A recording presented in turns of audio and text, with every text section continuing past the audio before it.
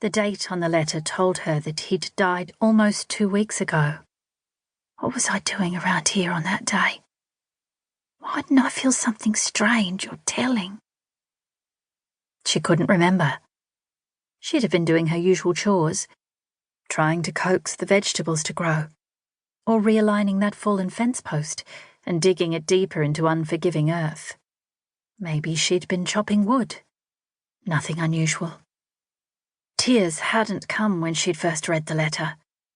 Collecting it from the post office in town earlier today, she'd opened it as she walked the couple of miles back to the house. The faraway postmark had been a mystery she couldn't resist. After that, it had been a walk home from hell. Still no tears, even now, after reading it to her father. Anyway, this was not the time for her tears. There was much to do about this, but for the life of her, she couldn't think of what right now. She folded the page in her lap and looked at her pa, propped up in his bed with all of their meagre pillows stuffed in behind him. Elsa Goody remained silent.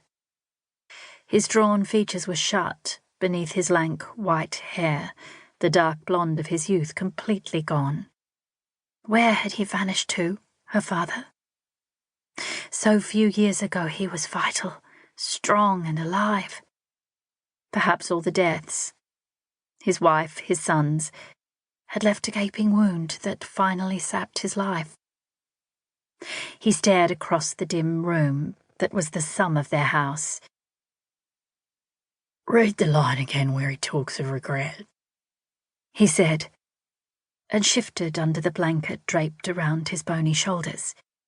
Perhaps he could feel the nighttime chill beginning to settle in, but she had nothing else to keep him warm.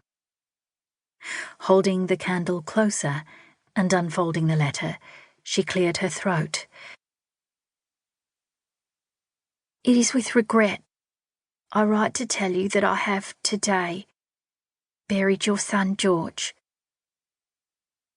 Nothing but the chirp of birds calling before they took to their nests for the night filled the silence. The little flame flickered and, worried her gulping breath would blow it out, she dropped the letter again. Cupping the wick with her hand to guard it, the flame steadied on the tiny piece of wax. There were only a couple of candles remaining in the house, so she'd have to hurry to make some more, although with what, she didn't know. A murmur came from her father, yet she heard the words, the deeply born grief, as loudly as if they'd been shouted in her ears. "My son, my last son, my fault. I let him go wandering." Alarmed, she said, "I'm sure not, Pa." "Oh, yes. Oh, yes," he cried softly, his breath troubled by illness and bereavement. "Too easy on him." The letter remained on her knees as she carefully set the candle down on a sturdy little stool that served as a bedside table. When they still had their cow, it had been their milking stool. Now the cow was gone. There was no milk to churn for butter. No butter, no money. Their whole farming enterprise, sheep mainly and a few cows, had whittled down to that last old girl once her father became too ill to manage. Strangely, she thought about that cow now, about when it had delivered its first calf. The baby bull was born dead.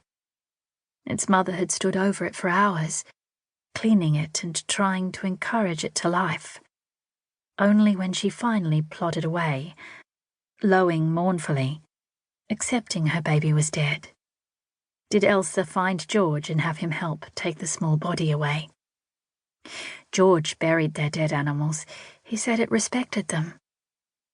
She'd understood, or thought she had, but her siblings had thought it senseless. Their father had indulged him. When the cow had been ready to calve the next time, Elsa was more prepared.